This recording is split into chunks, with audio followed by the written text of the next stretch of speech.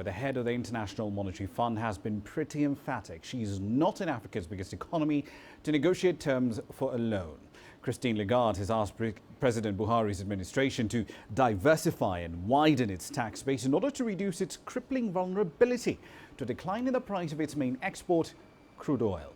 She made those comments at the presidential villa in the capital, Abuja, moments after holding talks with the Nigerian President Muhammadu Buhari. At the same time, she voiced support for his fight against corruption, describing it as very important, and added that the president's reform plan could have a positive impact in the region.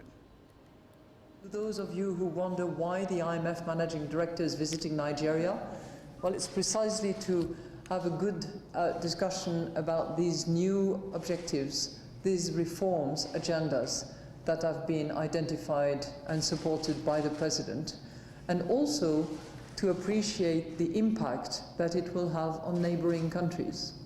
Because when you have a very large economy like Nigeria, anything that it decides, any hardship that it faces, will actually have consequences around it.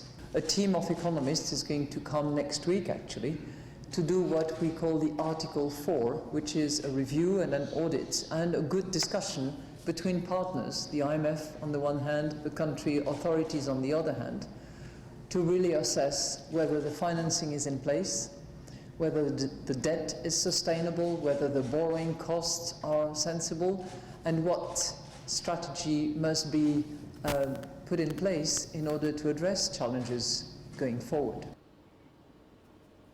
Right, then Deji Badmus is live in Lagos right now. He's got more data on this story. Deji, the hot button issue around Nigeria right now is devaluing or floating the naira at some point. Did that come up in talks between Madam Lagarde and President Buhari?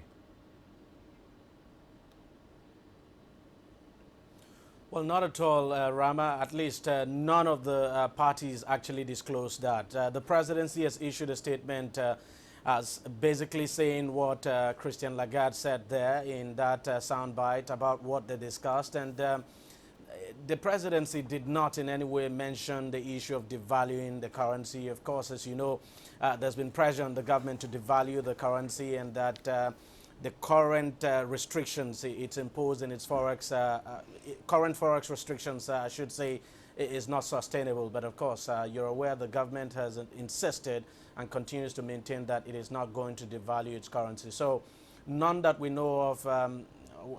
The presidency did not confirm that that subject came up. Christine Lagarde did not also confirm that the issue of devaluing the naira came up as well. Rama? Indeed. In his last fairly wide-ranging media interview barely a week ago, the president has also pointed out that fuel subsidies are on their way out in this quarter, perhaps. Do we have any more details on exactly when that will happen, which ones will be cut, and ultimately, why is this not just being done immediately anyway?